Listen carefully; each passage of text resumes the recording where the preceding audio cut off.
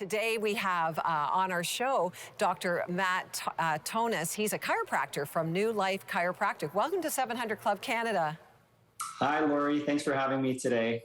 Well, you know, we really need to learn from an expert, and you have seen a lot in your lifetime as a chiropractor, but from physical health perspective, can you tell us sort of what are maybe the three main issues that seem to be most relevant to men who are 40 plus? So, Laura, that's a great question. There's definitely a lot that sort of is plaguing men this day. But if I had to pick the three things that are likely impacting the most, I think the first thing, Lori, would be what would be this category called metabolic health. And that's where you look at things like cardiovascular function, so cholesterol levels, triglyceride levels, the other lipids, blood sugar, is somebody pre-diabetic. So that metabolic health is definitely something that men are struggling with in a very significant way right now. I think the second thing, Lori, that interests most men, and they might not even know that it's impacting, would be hormonal health. So this is where you hear a lot of these buzzwords now, things like low testosterone. Those are the things that impact everything from energy levels, muscle mass, sex drive, all of those things, Lori. And then probably the third category for men that they're least likely to want to contend with, but is very, very significant, is mental health. Yes. Well, you know what? I think you're right on. And you're right. Like emotional and physical health are significant, but sometimes men don't like to talk about it, right? They want to just keep it on the down low. I'm not calling anyone out specifically, but is that the truth? Yeah, for sure it is, Lori. In fact, like when you look at the statistics with regards to men's mental health versus women's mental health, it's not that the incidence of mental health is greater in men. In fact, it's the opposite. Women struggle about 25% of the time. Men, it's 15 or 16% of the time. But men are less likely to deal with it. They're less likely to want to contend with it.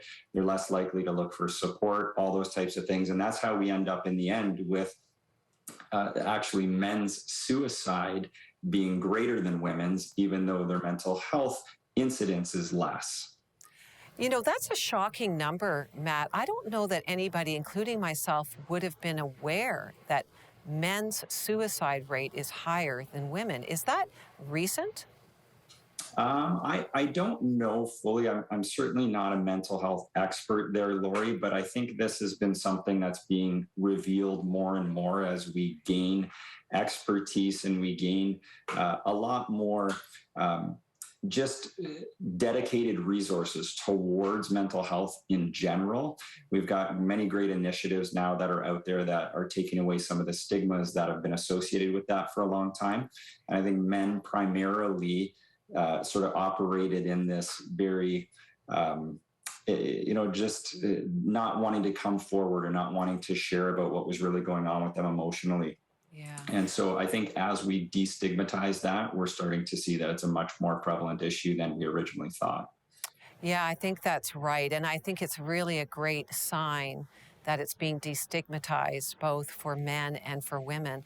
What would you say are the contributing factors then affecting men's overall health? Yeah, so overall health for sure.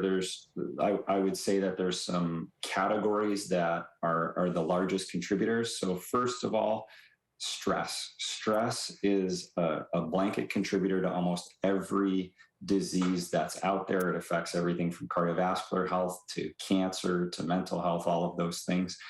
I think, Lori, next after that, you would have nutrition intake, right? So what people's diets are, what they're putting into their bodies would be a major contributor. And then I'd say the third thing would be movement and the lack of it that we have now in our technology-based and automated-based societies. We need to really be able to improve on just our day-to-day movements that we have.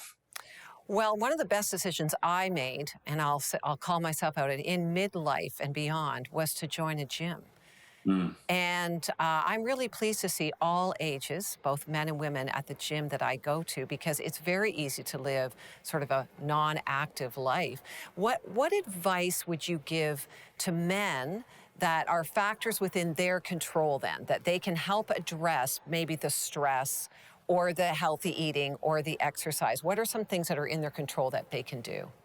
Yeah, so I think first of all, just how we even led into this segment there, Lori, is as Andrew talked about, finding purpose and meaning as men with our day-to-day activities. So, finding purpose and significance and meaning with going to work and what it is that you do and how those relationships in the workplace are significant, and then applying those exact same principles when we look at our family lives and how we engage with our spouse or how we engage with our children.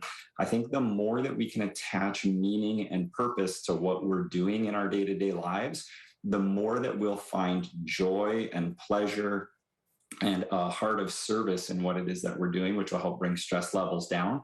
And then I think we also recognize that that will allow us to sort of create a yardstick as to what we think is important and significant as well.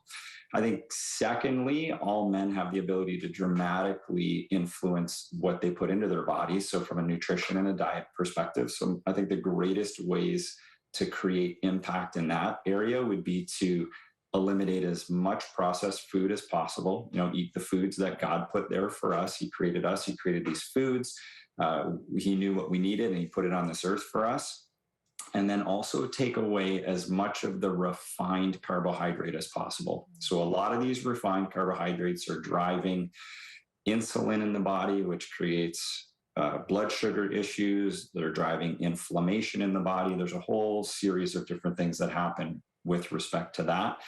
And then for men in particular as well, I think that they would really benefit from engaging in resistance-oriented exercise. So men over the age of 30 typically have declining levels of testosterone, which creates decreased muscle mass, creates fatigue. I think ultimately that creates lack of engagement in life and all kinds of things. And if we moderate the stress levels, that helps with those hormones.